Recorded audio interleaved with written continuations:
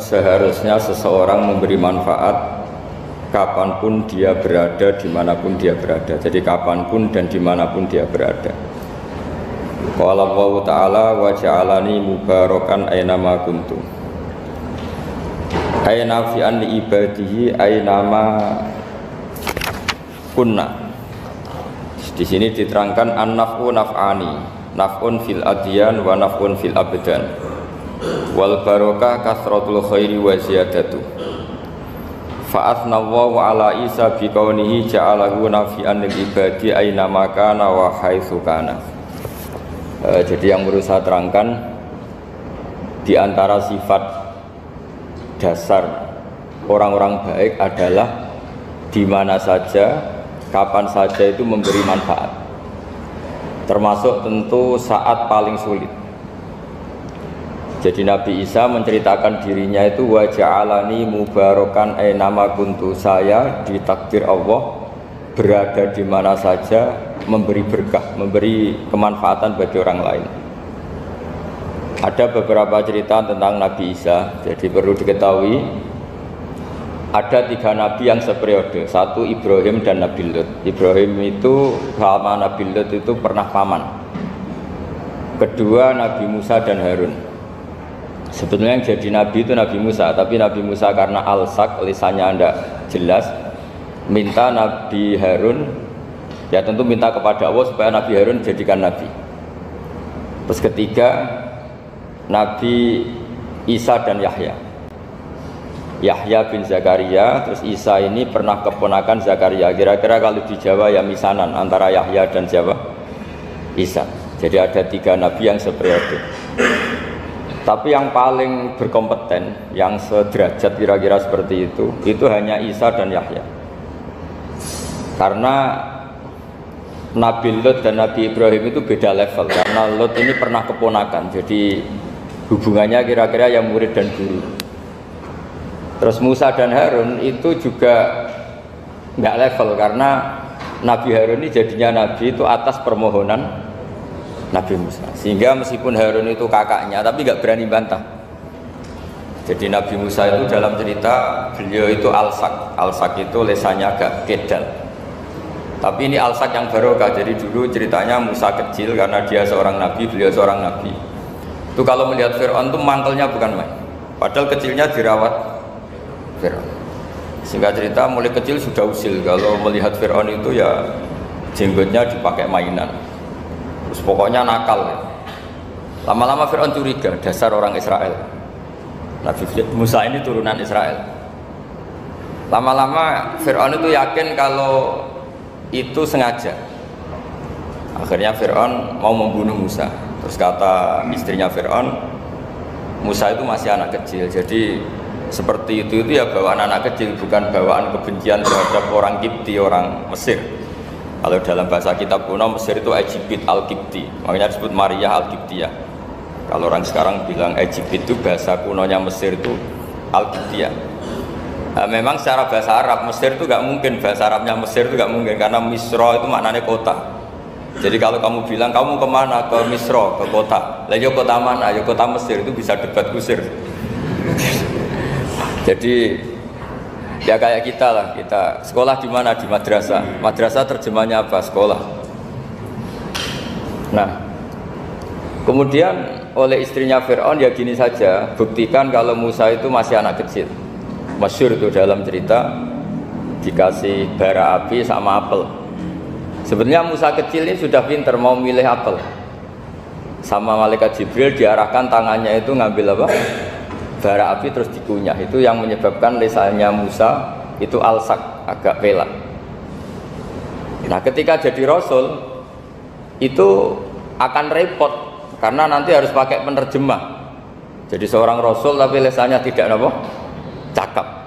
Akhirnya Nabi Musa realistis ngendikan ketika diutus, wa akhi Harun wa afsahu minni lisanan fa arsilhu ma'yarid ayyusaddiquni inni akhafu ayyukadzibun. Ya Allah, saudara saya Harun itu lisannya lebih fasih. Tolong jadikan dia Rasul sebagai penguat saya. Akhirnya Allah mengabulkan doanya Nabi Musa, kemudian Harun dijadikan sebagai apa? Rasul. Sehingga meskipun satu angkatan, Harun dan Musa ini nggak level. Artinya nggak level itu ya Harun yang takut Musa. Terus ketiga ini Nabi Yahya dan Nabi Isa. Ini umurnya ya seangkatan, kecerdasannya, jadi nabinya sama-sama mulai kecil. Kita tahu Nabi Yahya termasuk yang diberi khitab Allah, ya Yahya khudil kitaba biquwwah wa atainahul hukma sobiyya. Yahya, berpeganglah kitab secara kuat dan dia saya kasih kenabian ketika kecil. Sama dengan Nabi Isa yang disebut wa yukallimun nasa fil mahdi wa kahla. Sehingga karena selevel, dua nabi ini menjadi figur besar dalam manhaj, dalam metode dakwah. Dua, karena masih misanan tadi, kalau Jawa kira-kira mirip misanan. Dua nabi ini kalau memilih satu kampung, itu kalau Nabi Yahya itu milih kalau singgah di satu kampung, Nabi Yahya mesti tanya, orang sini yang paling soleh siapa, yang paling baik siapa. Ya terus singgah atau nginap di rumahnya orang baik tadi. Tapi kalau Nabi Isa enggak, orang sini yang nakal siapa, yang paling beling siapa. Terus Nabi Isa singgah di situ. Akhirnya ada pertanyaan dari Nabi Yahya, lima tanzilu ala syirarin nas. Kenapa kamu selalu singgah di orang-orang nakal? Syirar itu orang-orang nakal. Masyhur itu Nabi Isa menjawab, ana tabibun udawil mardo. Di mana-mana Nabi itu ibarat seorang dokter, kerjaannya tentu menyembuhkan orang-orang yang apa? Sakit. Jadi dua nabi ini sering berdebat, tentu debat yang baik, dan itu menjadi cara Jawa itu punjeri ilmu. Jadi manhaj ilmu besar antara Yahya dan Isa. Begitu juga Nabi Yahya itu kelihatan agak rileks, panik, saking takutnya sama Allah. Kalau Nabi Isa itu rileks, pokoknya kumpul orang-orang nakal itu ya rileks. Akhirnya ada dua pertanyaan sekaligus nanti jadi dua manhaj. Kenapa kamu sering masam itu, sering kalau bahasa Arab itu abasa ya. Terus yang Nabi Yahya balik bertanya, kenapa kamu sering senyum, sering tertawa?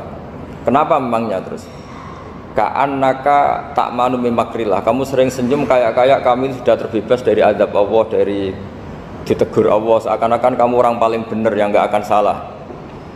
Nabi Isa balik tanya, sama kamu sering masam, sering meru, ka'annaka taqnatu min rahmatillah, seakan-akan kamu putus asa dari rahmatnya Allah.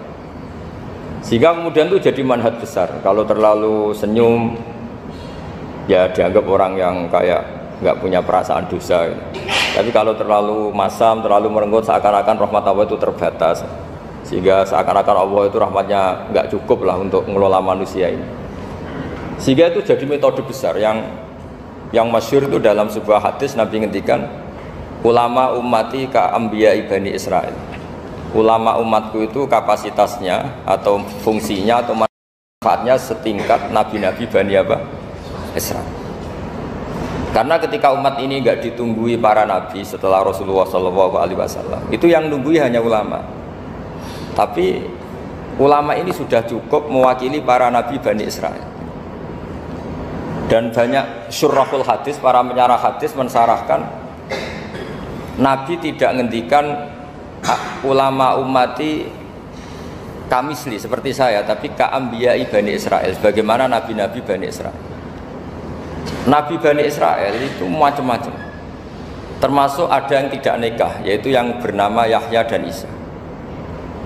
Delala umatnya Nabi itu ada orang alim alamah yang ilmunya melegenda, yaitu namanya Imam Nawawi. Itu tidak nikah sampai kabudut.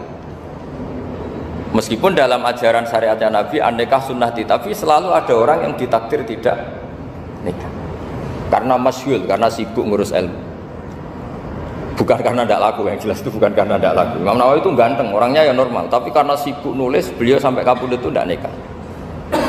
Imam Sibawayh itu suka sekali sama ilmu, menjadi istri utamanya ya ilmu itu. Dia ganteng, Sibawayh itu maknanya tuh apel, dia ganteng sekali, sampai banyak cewek yang seneng. Akhirnya dia nikah, tapi nggak pernah dikumpulin. Dia belajar terus. Ketika beliau ke pasar, dulu nggak ada supermarket, beli kertas, kitabnya dibakar semua sama istrinya. Dikira istrinya terus mencintai dia, malah diceraikan. Itu siapa? Imam Sibawayh. Terus ada umatnya Nabi yang paling unik di dunia, mungkin Pak dosen, saya kiai pun nggak bisa niru. Tuh ada orang tuh ganteng sekali, istrinya cantik sekali.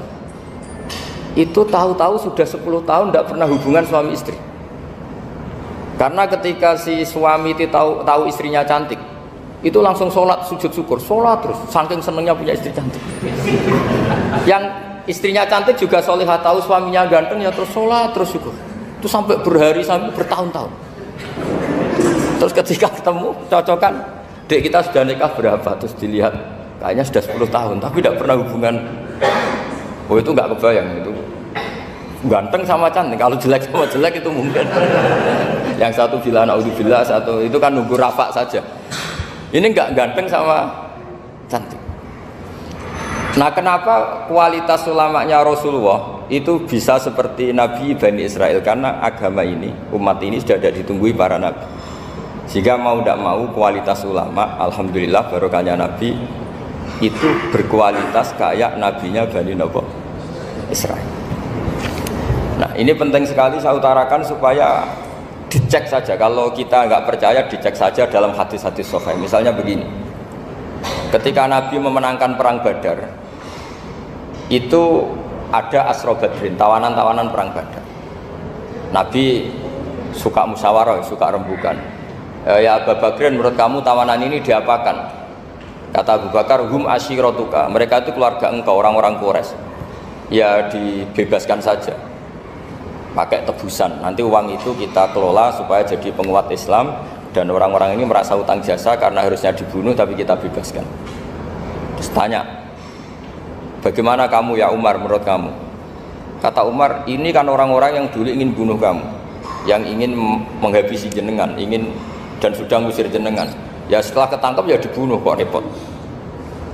Apa kata Rasulullah? Rasulullah spontan ngendikan, innama salaka ya Abu Bakrin kama sali Ibrahim, kamu ibarat kayak Nabi Ibrahim.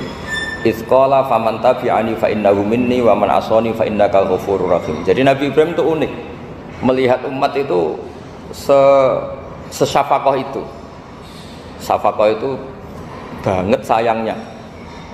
Nabi Ibrahim cara berpikir, faman tabi'ani fa innahu minni, orang yang ikut saya ya Allah pasti golongan saya, tentu layak masuk surga. Wa man asani, orang yang mendurhakai saya, fa innaka ghafurur rahim, engkau maha pengampun. Bukan yang mendurhakai langsung masuk neraka, enggak, engkau maha pengampun. Wa masaluka ya Umar kama salin Nuh, isqala rabbi la tadzar ala ardi minal kafirina dajjara. Umar, kamu mirip Nabi Nuh, inginnya semua orang kafir dihabisin. Ya masyhur kan Nabi Nuh itu nggak ingin ada orang kafir sampai ada banjir tufan.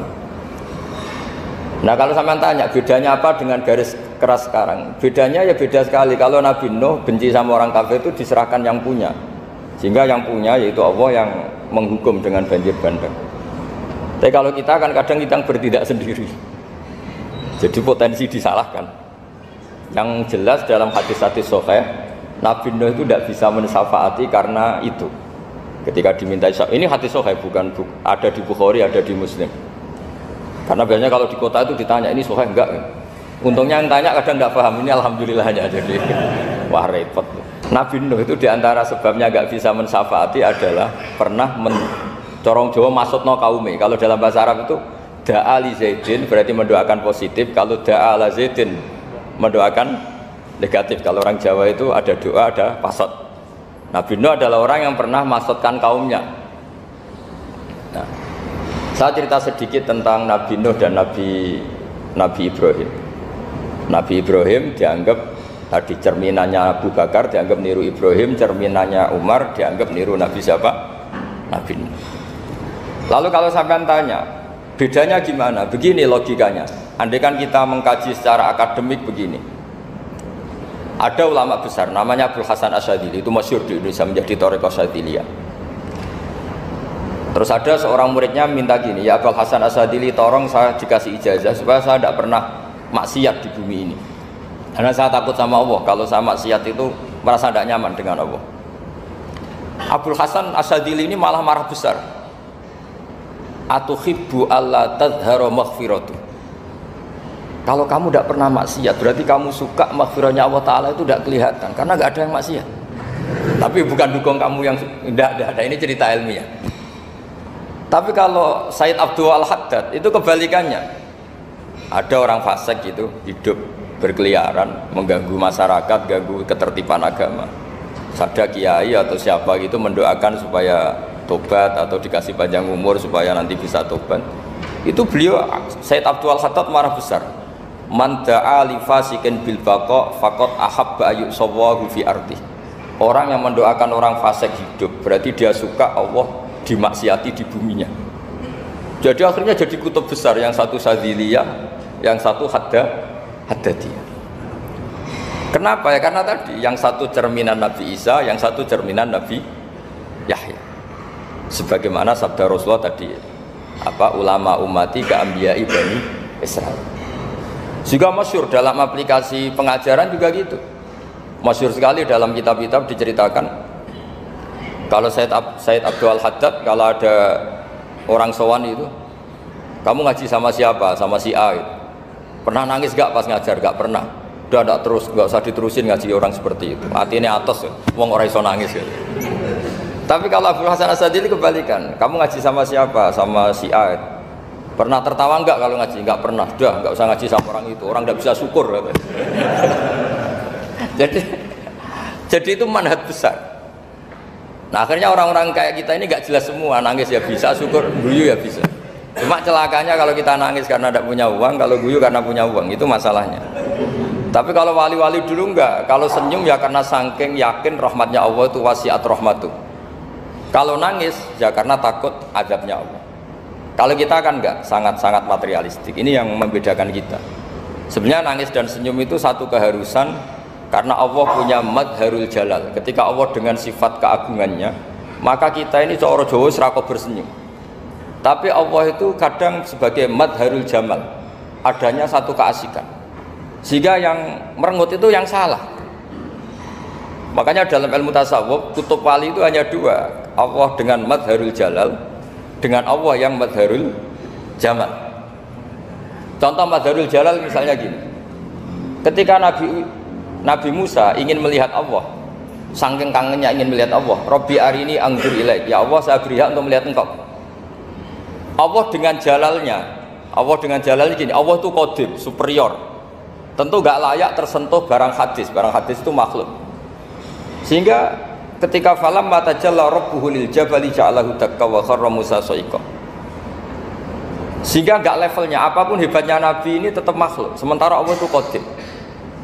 Gak kuat makhluk yang fana ini, yang profan ini gak kuat menampung zat yang qadim, yang superior, sehingga gunung pun hancur, Nabi Musa pingsan. Tapi ketika Allah dengan madharul jamal itu Allah dengan keindahannya, dengan kasih sayangnya memberi hak makhluknya untuk melihat. Nah di sini ini Allah sering ngendikan wujuhu yauma idzin nadhirah ila rabbiha nadhirah. Nanti ada wajah-wajah yang di surga itu melihat saya, kata Allah. Tapi apakah betul melihat kayak saya melihat dosen, melihat Pak Rektor, melihat teman-teman? Itu tidak bisa. Karena Allah itu qadim, sehingga meskipun manusia ahlul jannah melihat Allah, tetap Allah ngendikan la tudrikuhul absar wa huwa yudrikul absar. Karena Allah di balik jamalnya ya punya jalal, di balik jalalnya juga punya jamal. Sehingga selalu di Quran itu diulang beberapa kali supaya proporsional. Nah kenapa ahli sunnah tetap berkeyakinan Allah bisa dilihat? Logikanya begini, fa inna kulla maujudin yasihu ayyura. Allah itu zat sing nyata-nyata wujud dan punya eksistensi. Di mana-mana sesuatu yang wujud itu layak untuk bisa dilihat. Lalu pertanyaannya gini, kenapa kita tidak bisa melihat sekarang kok nunggu di akhirat? Karena mata kita sekarang itu profan, fana. Sementara kita setelah di surga, tubuh kita didesain abadi. Ya saya ulang lagi, setelah kita di surga, semua fisik kita ini didesain abadi. Tentu karena desainnya sudah abadi, layak melihat zat yang abadi. Tapi pertanyaannya, kenapa tidak bisa ikhatoh, tidak bisa melihat sampai faham, la tudrikul absar? Karena abadi kita itu diabadikan. Sebagaimana surga abadinya diabadikan, neraka diabadikan. Sementara Allah abadi dengan dirinya sendiri, yaitu Al-Qayyum, atau dalam bahasa ngajinya qiyamuhu binafsi. Nah lalu pertanyaan, makanya Mu'tazilah itu menentang betul kalau orang di surga bisa melihat Allah. Cara berpikir Mu'tazilah, Melihat itu artinya yang dilihat ada arahnya, sementara Allah terbebas dari arah. Tapi kata ahli sunnah cara berpikir tidak seperti itu. Melihat itu pokoknya tahu. Nah, tahu karena mata itu karena kita ditakdir tahu itu karena mata. Sebetulnya yang menjadikan tahu itu tidak mata. Ya kalau tahu ya tahu saja, bukan harus pakai mata. Itu cara berpikir ahli sunnah wal jamaah. Jadi Sabri ya bocoran. Kenapa mazhab ahli sunnah itu yang dipilih oleh banyak mayoritas di dunia, jumhur itu. Ahli sunnah itu dianggap pikirannya lebih orisinal. Misalnya ahli sunnah kalau ditanya, kenapa kamu melihat? Ya melihat saja. Kenapa kamu mendengar? Ya mendengar saja. Kesannya itu tidak rasional, kayak orang yang nggak pinter itu. Tapi sebetulnya itu yang benar. Jadi cara berpikir ahli sunnah itu melihat itu menjadi tahu. Menjadi tahu itu bisa karena mendengar, bisa karena melihat, bisa karena dikasih tahu, bisa karena bersentuhan. Sebab itu di Quran itu ada ayat ala ya'lamu man khalaqa, bukankah zat yang menciptakan itu menjadi tahu. Sehingga kenapa Allah itu selalu tahu? Karena Allah yang menciptakan. Kalau kamu tahu karena mata, sekali itu jauh maka kamu tidak melihat. Atau kamu sekarang buta, kamu tidak melihat. Atau tertutupi barang itu maka kamu tidak melihat. Tapi kalau kamu tahu karena kamu menciptakan, maka akan melihat terus. Misalnya saya ini tukang batu. Saya ingat betul ketika saya bangun Monas, itu pulpen saya tak tanam di dalam Monas. Saya ingat betul kalau pulpen saya warnanya putih, tak tanam di Monas 2 meter dari pondasi. Setelah saya pulang ke Jogja ditanya, di dalam Monas ada apa? Ada pulpen. Posisinya 2 meter dari pondasi. Kenapa saya tahu? Karena saya yang menciptakan. Nah, karena menciptakan ini sehingga tahu saya akan terus menerus. Tapi kalau tahu karena mata, sekali barang itu tertutupi, nggak tahu. Misalnya saya tahu jenengan karena dekat, sekali jenengan kemana-mana saya sudah tidak tahu. Tapi kalau saya menaruh sesuatu di tubuh Anda, sehingga kamu kemana-mana tetap tahu bahwa barang itu ada di tubuh Anda. Nanti kalau ada yang protes, tapi bisa saja Gus barang itu dicuri orang kemudian Anda tidak tahu. Yang menjadi tidak tahu karena saya sudah tidak menciptakan suasana itu. Selagi saya yang menciptakan, maka akan tahu terus. Nah, tapi karena Allah ini menciptakan semua yang ada di bumi, maka Allah tahu terus. Jika Allah tahu cara bikin kuman, terus tahu bahwa manusia itu punya kuman, kumannya punya organ, organnya juga punya kuman. Nggak kebayang. Kamu bayangkan kayak, makanya Allah itu kalau cerita sederhana, innallaha la yastahi ayyadriba mathalam ma ba'udatan fama fawqaha. Allah itu tidak malu bikin perumpamaan nyamuk, karena nyamuk itu lebih dahsyat dibanding gajah. Para pematung itu disuruh bikin gajah masih mampu, bikinkan patung gajah mungkin masih sanggup. Tapi kalau tak suruh bikin patung nyamuk, nggak usah bikin hidup, patungnya saja sekecil itu. Padahal nyamuk kecil itu punya organ tubuh. Lalu bikinnya organ tubuh nyamuk itu kayak apa sih? Organnya punya kuman, kumannya punya organ, organnya juga punya kuman. Sehingga orang-orang alim itu baca nyamuk itu lebih jadi ayat Allah ketimbang melihat dinosaurus. Tapi sekarang orang itu nggak tertarik ceritanya. Jadi beda perasaannya orang alim sama orang awam. Kalau orang awam itu melihat mukjizat kan yang dasar-dasar kayak dinosaurus, gajah, wow gitu. Kalau orang alim nggak, malah melihat nyamuk. Nah, kealiman seperti itu terjaga di umatnya Muhammad, di umatnya Rasulullah Muhammad SAW. Karena ketika umat ini nggak ditunggui para nabi, itu Allah menjamin Muhammad, ulama umatmu nanti punya kemampuan seperti nabi. Tentu tidak dalam keutamaan ya, keutamaan tentu nggak sekelas sama nabi. Kenapa itu terjadi? Karena tadi para nabi ini mewakili sekian karakter. Kalau kita sangat mencintai Indonesia, maka kita akan tegas siapapun yang ingin menghancurkan Indonesia. Itu kira-kira cerminan Nabi Nuh. Kalau kita sangat mencintai Allah, maka kita akan benci sebenci-bencinya sama orang yang mendurhakai Allah. Tapi masalahnya, Allah yang kita cintai itu memaklumatkan diri kalau bersifat Ghafur, pengampun. Jika kalau kita terlalu kasar, ini kan yang kita cintai bersifat Ghafur kok kita kasar. Di sini Nabi Ibrahim, beliau sangat mangkel sekali sama yang durhaka sama Allah. Tapi mau mangkel gimana? Zat yang mengajarkan itu bersifat Ghafur.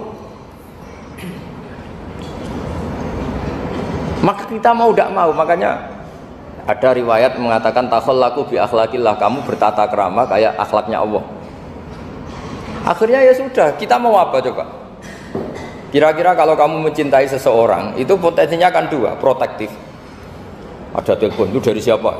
Cewek atau cowok? Protektif. Itu bukti cinta apa bukti suudon kan tidak tahu. Tapi misalnya kamu cinta perempuan terus WA-an sama lelaki gak apa-apa, jalan sama lelaki gak apa-apa, sama masa lalunya pacarnya juga gak apa-apa. Itu cinta apa pembiaran? Kan sama-sama gak jelas. Nah kira-kira mencintai Allah itu kira-kira analoginya seperti itu. Kalau yang satu protektif, Allah harus zat satu-satunya yang disembah, nggak boleh didurhakai, nggak boleh dikhianati kok. Sehingga ini sangat keras sekali. Nah, ini Nabi Nuh.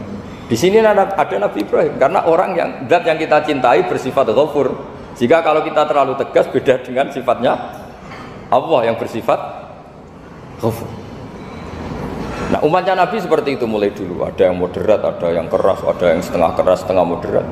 Ada yang ngambil sikap, oh udah mangan turu, ngenteni mati. Nah, itu lebih baik itu timbang punya ijtihad tapi gak jelas, mendingan. Itu ada riwayatnya. Suatu saat ibadah akhir umatku terbaik adalah tidur. Maksudnya tidur itu gak ngambil sikap, masyhur itu. Saya beri riwayat yang ada di Bukhari Muslim. Satakunu fitanun al-qa'id fiha khairun al-qa'im wal qa'im fiha khairun al-masyi wal masyi fiha khairun nas-sa'i. Nanti di akhir zaman itu banyak fitnah, kata Rasulullah.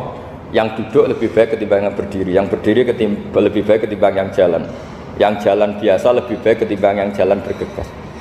Man tasyarrafa laha tastasrifu. Fitnah itu adalah siapa yang terlibat maka akan semakin parah. Sehingga semenjak itu ulama berpikir nanti di akhir zaman kalau ada fitnah itu sebaiknya orang ngambil sikap sepasif-pasifnya, secuek-cueknya. Jadi semua syurahul hadis sepakat makna hadis ini apa? Orang disuruh sikap secuek-cuek. Misalnya pilihan presiden, contoh kecil pilihan presiden. Mungkin para intelektual nggak merasa, tapi kalau ulama itu cara berpikir beda. Pilihan presiden, kamu fanatik milih A, yang satu fanatik milih B, ya presiden atau bupati atau gubernur. Terus yang satu bilang gini, wah kalau nggak di presideni A, nggak di bupati A, nggak di gubernuri A, negara ini rusak. Mungkin betul dari segi jejak rekamnya A ini bagus. Tapi pertanyaannya secara tauhid, bagaimana Anda menggantungkan kesejahteraan sama makhluk? Kamu nggak pernah terusik begitu kan para intelektual? Melukai. Bagaimana mungkin Anda menggantungkan kesejahteraan dengan seorang makhluk? Wah kalau di presiden A pasti Indonesia makmur, kalau bupati A pasti Sleman makmur, pasti Bantul makmur. Bagaimana mungkin makhluk yang sedang soleh kamu pastikan selalu soleh? Wong dia makhluk bisa berubah. Sementara yang B misalnya fasik, wah kalau dipimpin B pasti rusak negara. Bagaimana kamu pastikan B yang fasik selalu fasik? Biar aja dia husnul khotimah. Yang fasik pas mimpin jadi soleh, yang soleh pas mimpin jadi fasik. Akhirnya ulama karena tahu sifat kendali di tangan Allah, sikapnya nggak jelas. Saya ini termasuk orang yang terkenal nggak jelas. Karena kalau ditanya, Gus sampai pilih presiden mana, bakti mana? Sanut pangeran sing dadi aku loyal. Wah, anut pangeran yo kacau. Wah, luwih kacau menan anut pangeran kata saya. Ini kan sudah tidak sambung karena pikirannya ulama. Memang nggak beda, cara berpikir ulama itu beda. Bahkan bapak saya itu kalau didik saya itu begini. Kalau meseli saya atau ngirim saya dulu itu kan pakai mesel. Hak ini uang kamu 500.000 untuk kamu, mesti ditambahi 100.000 ini untuk buat jajan sama teman-teman. Mesti ada uang pokok, ada uang sodako. Dulu saya sering tanya, kenapa bapak sangat menghormati teman-teman saya? Kata bapak, aku kue mondok, aku raiso nyukupi, sing iso nyukupi ya konco-konco. Ternyata betul, rata-rata anak kuliah atau anak mondok, uang pribadinya kan 8 hari dari dikirim sudah habis. Berarti kan masih 22 hari kok bisa hidup, itu kan barokahnya teman-teman itu. Malah yang agak beling itu 1 hari sudah habis, berarti ada 29 yang bergantung sana sini. Sehingga Nabi dulu cara ngedikan itu unik. Kata Nabi, da'un nasa yarzuqu wahu ba'duhum ba'duh. Manusa barnawa, engko saling memberi rezeki. Ketika ada collab, Medina itu pernah collab, terus sekarang pernah defisit itu. Beberapa pakar ekonomi datang ke Rasulullah, ya Rasulullah, sa'ir, tolong dikasih harga standar. Tapi apa jawabannya Nabi? La tusairu fa inna Allaha huwal musair. Kamu jangan kasih harga, Allah sendiri yang menentukan harga itu. Terus kata Nabi, kenapa engkau begitu ya Rasulullah, ini negara harus ditentukan harga karena gini-gini. Kata Nabi, saya tidak ingin ketemu Allah dalam keadaan dolim. Tapi ini tentu di teori ilmu modern ini masalah. Tapi menurut orang modern. Tapi kalau menurut ilmu hakikat itu nggak akan masalah. Misalnya, kenapa Nabi tidak menentukan harga dalam keadaan negara seperti itu? Jawabannya pakar-pakar hakikat, ya saya ulang lagi, pakar-pakar hakikat begini. Misalnya ada orang menimbun supaya nanti harganya mahal ya. Terus ditimbun terus sampai nunggu harganya mahal. Lama-lama dia sadar kalau timbunannya nggak ada gunanya karena ternyata orang nggak beli. Nah, ketika orang nggak punya kemampuan beli, yang menimbun juga tidak punya uang. Nah, tapi kalau sampean tanya, tapi Gus nak tuku barang pokok kan kita mati karena kehabisan stok. Itu masalah tauhid Anda. Bagaimana mungkin kamu membayangkan seorang makhluk tidak bisa hidup atau nggak dapat rezeki? Nabi itu orang yang sampai ke derajat hakikat, dari tidak pernah bayangkan gitu. Saleh sampean jadi orang yang tauhidnya masalah. Sehingga terus bayangkan, wah kalau negara ini chaos, wah kita makan apa? Kalau negara nggak stabil, wah kita gimana? Itu tidak bisa seperti itu.